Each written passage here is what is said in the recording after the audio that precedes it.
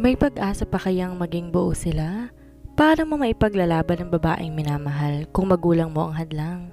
Paano kayo magiging masaya kung may magulang kang ayaw sa pagmamahalan ninyong dalawa? Paano kung nabuntis mo ang babaeng mahal mo? Paano mo siya ipaglalaban sa magulang mo? Ang buong kwento, alamin po natin sa ating unang kabanata. Tia Mel, saan ko po ilalagay itong bag namin? Tanong ko rito habang inaangat ang bag mula sa jeep. Inabot naman to ni Tia Mel at saka sinakay sa isang tricycle na may kalumaan na. Nga pala Agatha, ito ang Tio Mario mo. Tricycle driver siya at araw-araw pumapasada yan, kaya't sobrang okay lang talaga sa amin muna kay titira. Ngumiti ito at inabot pa ang isang backpack na dala namin. O siya, ito na ba ang mga apo ko? Kaya ganda't gwapo naman pala. Tumingala ang anak ko at mas lalong sumiksik sa akin. Hinawakan ko ang ulo niya at minasahe yun. Huwag ka nang matakot anak, si Lola Mel mo yan at yan naman si Lolo Mario. Sa bahay nila tayo tutuloy. Nginitian ko ang anak kong gwapo at kinarot ang pisngi niya. Napakatahimik, mabait at medyo ilag ang anak kong to. Siya si Adam Jordan Bueno, habang ang babae ko ng mga anak mahimbing ang pagkakatulog sa aking bisid. Siya naman si Ingrid Camila Bueno. Kabaliktaran naman siya ni Jordan. Sobrang daldalin ito at nakikipagsalamuha sa ibang tao kahit hindi niya pakilala. O sige na, sakay na para makapagpahinga na kayo sa bahay. Hinila ko na si Jordan at sa likod kami sumakay. Napagpasyan kong manirahan dito sa bahagi ng Mindanao. Naisip ko kasi na may sapat pa naman akong pera upang pumunta dito. Gusto kong mailayo ang mga anak ko sa magulo at masalimuot na buhay ko doon. Pagkatapos ng 4 na taong pamamalagi ko sa bahay, napapansin ko na ang unti-unting pagkaubos ng pera na isinuhol sa akin ni Madam R. Kaya naisipan kong magsimulang magtrabaho at napili ko dito. Bukod sa mag-aaral ng mga anak ko sa kindergarten na mas magandang dito na lang sa probinsya, makakatulong sa akin si Tia Mel. Wala kasi tong trabaho at wala na ring pinapaaral. Matagal nang graduate si Ate Mariana na isang secretary ng may-ari ng mall dito sa lugar na to. Kaya libreng-libre kami dito. Tia Melanie, maraming salamat po talaga sa pagpapatuloy sa amin. Salamat po tinanggap niyong pakiusap ni Mama. Inawakan niya ang kamay ko at gumiti. Matanda na kami ng asawa ko. Yung anak ko naman malaki na at baka ilang taon na lang bubuo na ng sarili niyang pamilya. Masaya akong kahit ganun man may makakasama pa rin kami ni Mario. Isa pa, masarap kasama mga bata. Sabay kaming natawa ni Tia. Totoo naman kasi, bukod sa ang cute ng mga batang yon, nakakaaliw din talaga sila. Nandito kami sa sala ni Tia. Si Tio Mario namamasada na. Habang si Ate Mariana naman daw sa linggo pa uuwi. May apartment daw kasi to malapit sa mall. Ano nang plano mo ngayon, Agatha? Magtatrabaho ka ba?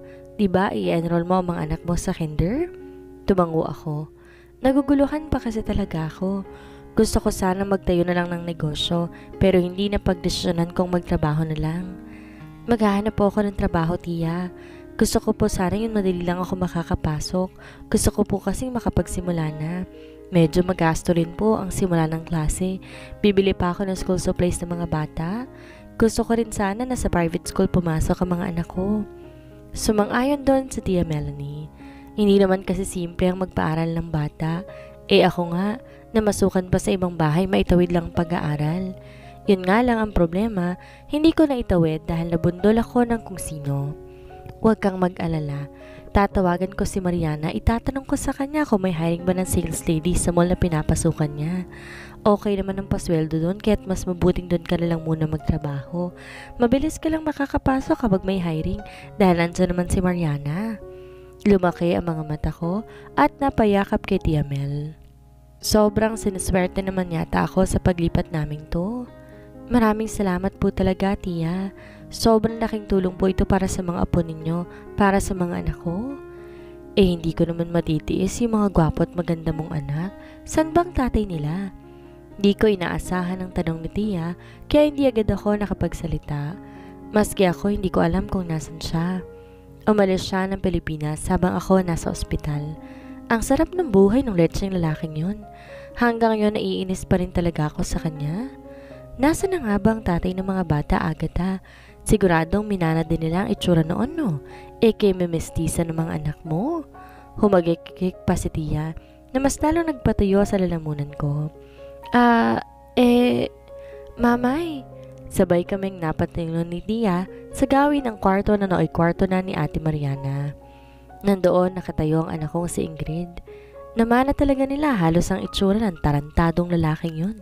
Kaya imbes kalimutan kong pesting yun, naalala ko pa rin siya dahil sa kanila.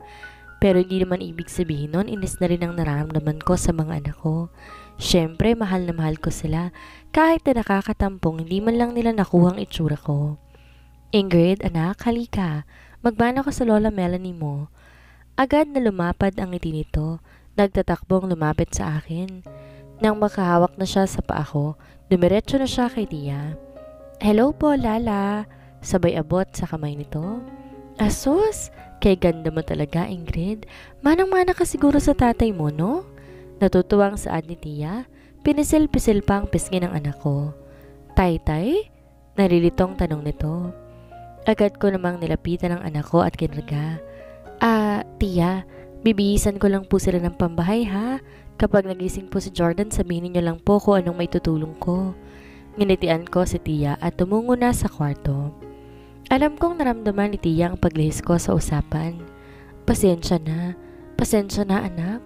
Hindi ako handang pag-usapan muli ang tungkol sa tatay mo, sa tatay niyo. 4 na taon kong tiriis lahat ng hirap. 4 na taon kong dinala ang sakit at kirot sa damdamin ko. Pero syempre ngayon wala na. Hindi na ako apektado sa kahit ano tungkol sa lalaking yon.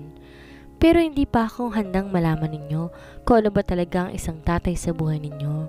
Dahil natatakot ako na kapag nalaman nyo, madismaya lang kayo na hindi magagampanan ng tatay nyo ang responsibilidad niya sa inyo. Mamay, asan po si Lala at Toto Ashi? Kinarot ko ang pisngi nito at hinalikan siya.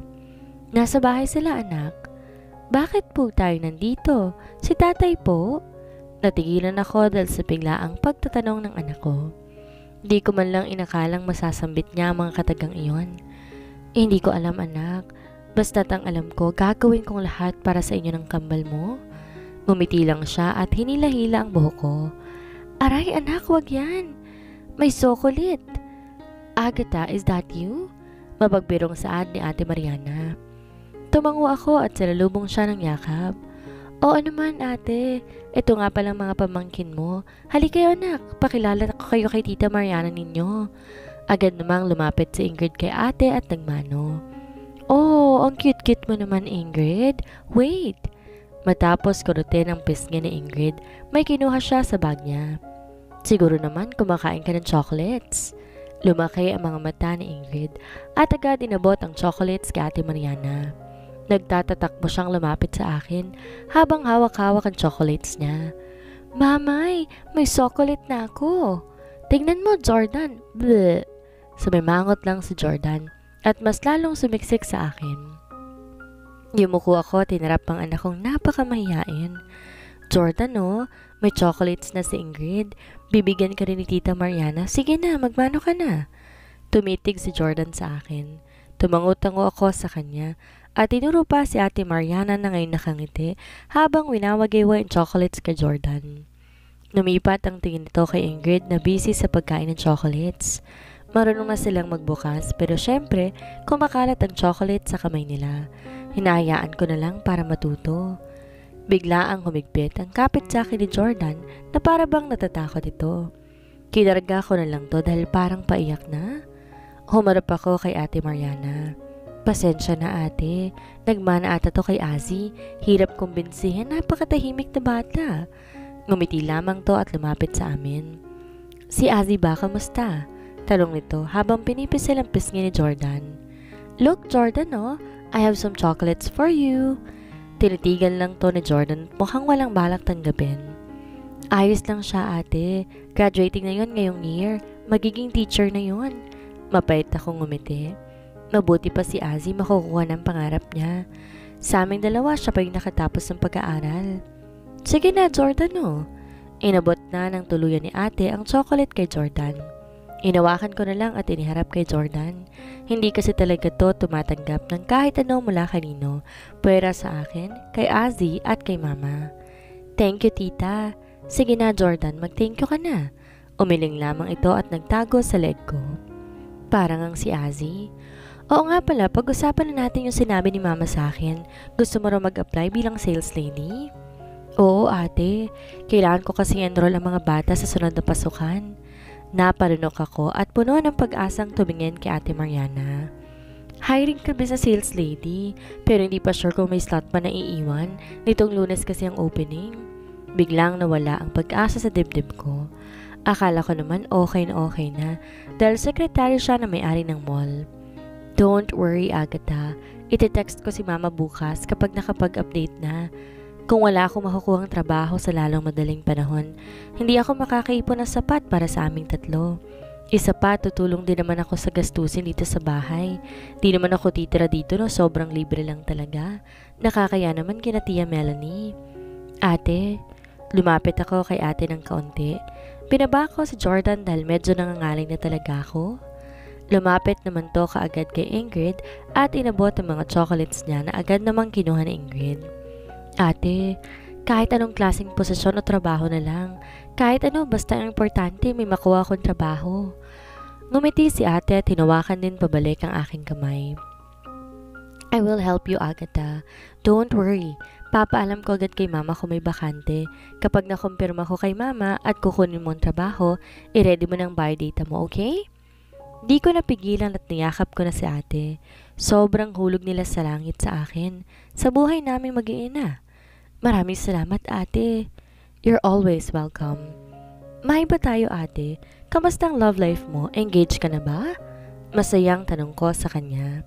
Oo, at hindi kami masyadong close. Meron din naman akong pagka-interesado sa buhay niya.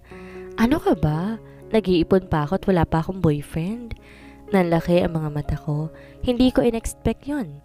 26 na si ate kaya akala ko engaged na siya. Pero may crush ako. Namumula ang pisngi nito kaya kinikilig na rin ako.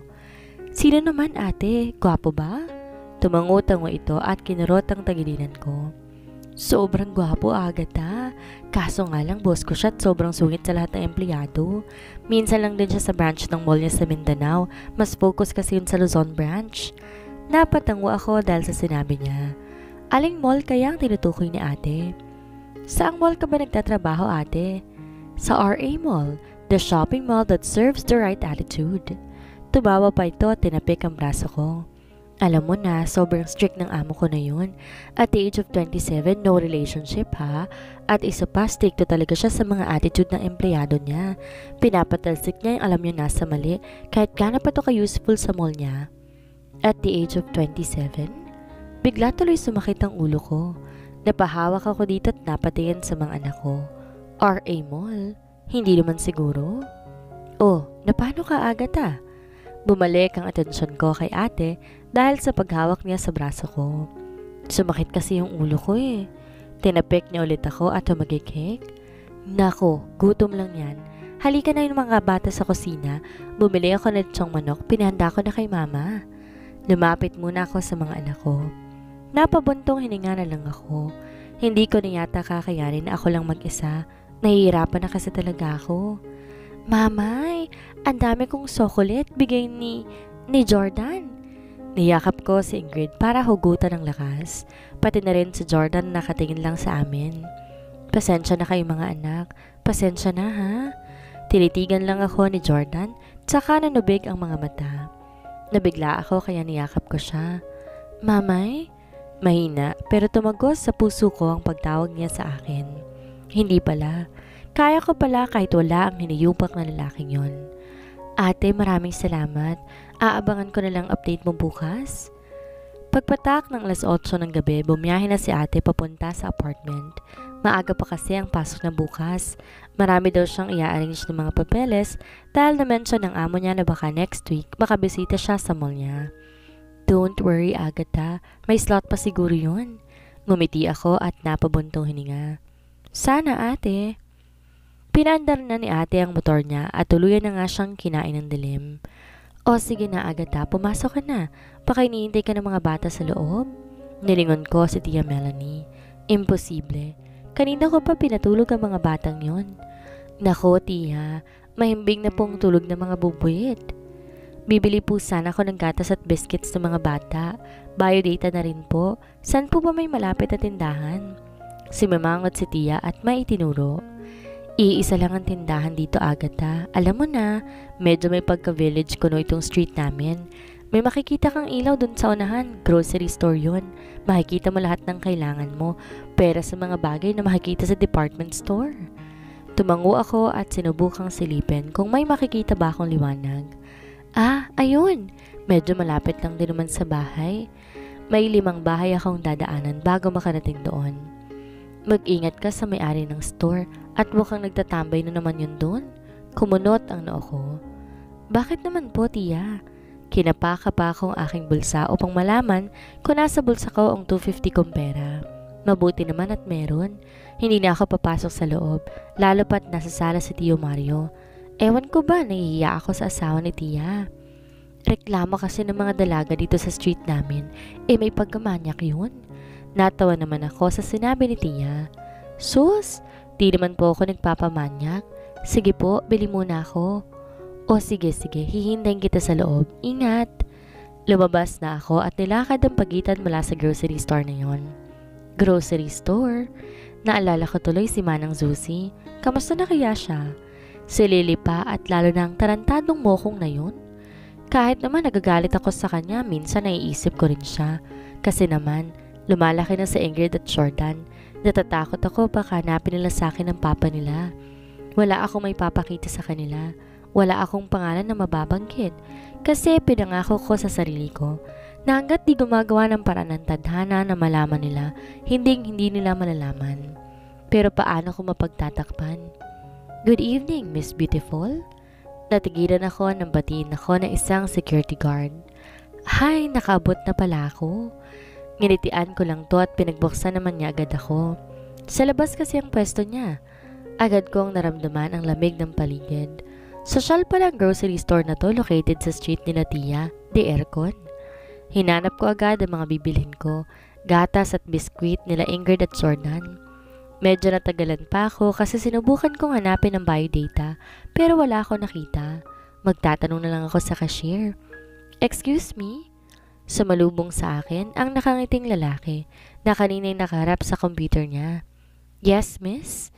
Nanindig ang balahibo ko nang marinig kong boses niya. Baka hindi na ako nasasanay kumausap ng lalaki. Babayaran ko to. Meron ba kayong biodata form? Tumitig muna to sa akin, saka ngumiti na naman. Oo, meron. Ilan ba, miss? Sumagot ako ng 2 at binayad ko ang 200 pesos ko. Maliit lang na gatas muna ang binili ko at iilang piraso ng biskwit. Naisip ko kasi na kapag ipapasok ko ng form ko bukas, doon na lang ako bibili ng mas malaking gatas at biskwit. Bago ka lang ba dito? Tanong nito habang sumusulyap sa akin, tumiti pa sa computer. Hinihintay kong mabalot niya ang binili ko at yung sukli ko. Oo, tumangot-tango ito. Nang maabot ko ng binili at sukli ko, tumalikod na agad ako. Giniginaw na kasi ako eh. San banda ang bahay mo, miss? Pahabol nito. Hindi ko na siya nilingon pero sinagot ko naman. Baka masabihan pa kung walang modo. Diyan lang, malapit. Agad na ako naglakad. Na malapit na ako sa pinto at bubuksan sana ni Manong guard, narinig ko na naman ang boses niya. Nice to see you here. Ako nga pala si Martin. Umikot ang mga mata ko. Naiirita ako sa kanya, hindi ko alam kung bakit. Buksan mo na, guard. Mahinang saad ko. Binuksan naman to ni guard kaya nakalabas na ako. Grabe, guard. Pakisabi sa amo mo, masyado maginaw ang air conditioner nyo. Napakamot lang to, kaya nagpatuloy na ako sa paglalakad. Tia Melanie, Tio Mario, handa na pong agahan. Agad na lumapit silang 2. Nauna si Tio sa pagkain dahil maaga siyang papasada, habang si Tia naman busy sa cellphone niya. Mamaya na yan, Tia, saad ko. Saglit lang tong lumingon sa akin at makling tumipa sa cellphone niya. Tumungo ako sa kwarto para puntahan ng mga anak ko. Tapos nang maligo mga yun at kakain na. Mamay, may chocolate pa bang naiwan kahapon? Agad na tanong ni Ingrid. Kagabi anak, oo meron pero kakain ka muna. At saka bilinan mo naman sa Jordan. Sinuklay ko muna ang buhok nilang 2. Umagang-umaga nakasimangot ang Jordan ko. Ayaw naman po ni Jordan eh. Sumimangot lang si Jordan at yumakap sa bewang ko. Mamay, kailan tayo babalik kay Lala? Tanong ni Jordan. Medyo maayos na ang pagkakabika si Jordan sa mga salitang lumalabas sa bibig niya. Matagal pa anak, dito na ako magtatrabaho at dito na rin mag-work si Mamay. Mas lalong sumimangot si Jordan kaya pinisil ko ang pisngi nito. Halina nga kayo at kakain na tayo. Hawak ko sila sa magkabilang kamay at sabay kaming nagtungo sa kusina. Naku, Agatha, okay na raw ang sales lady nang mahuli nila. Aprobado na raw kasi ng boss silang nagsumite ng application letter ng mga nagdaang araw. Nabitawan ko ang anak ko dahil sa narinig ko. Sinalubong ba naman daw ako ng ganong balita? Pero kailangan nila ng janitor. Kung gusto mo, kukunin ka na ni Mariana. Kukunin mo ba? Huwag kang mag-alala.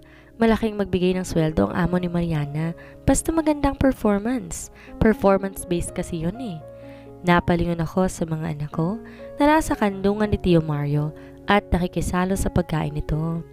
Lumingon si Ingrid sa akin at ngumiti. Mamay, kain na tayo. Tumango lamang ako at ngumiti. Sige tiya, sabihin mo si ating kukunin ko. Ipapasa ko mamaya ang biodata ko. Ngumiti si tiya at hinil na ako papunta sa lamesa. Ako nang bahala, aniya. Mabilis sa mga hakbang, tumungo ko sa pinto ng mall. Grabe naman kasi ang init sa labas ngayon, nakakasunog. Sabi ni Tio Mario, eto ang mall na pinagtatrabahuhan ni Ate Marian. Madami ang tao gaya ng inaasahan ko. Yung iba magbabarkada, may magpamilya, at syempre hindi mawawala ang magjowa.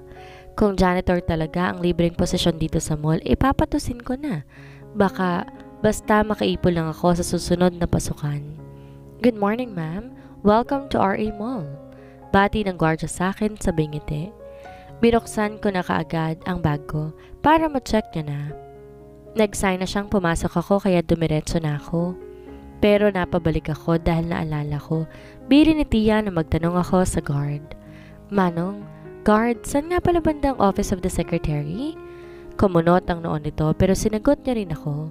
Salamat po. Hindi na ako nagpaligoy-ligoy pa. Sumakay ako na elevator papunta sa 5th floor. Kung nasa ng buong palapag doon ay inuukupuhan ng mga tauhan sa mall. Pagkalabas ko sa elevator, nakita ko kaagad ang entrance. May guard doon na nagbabasa ng newspaper. Nang malapit na ako sa kanya ay lumipat na ang mga mata niya sa akin. Medyo may katabaan si Manong Guard at manlaki ang mga braso. May mahaba rin siyang buhok kaya't para nakakatakot siyang tingnan.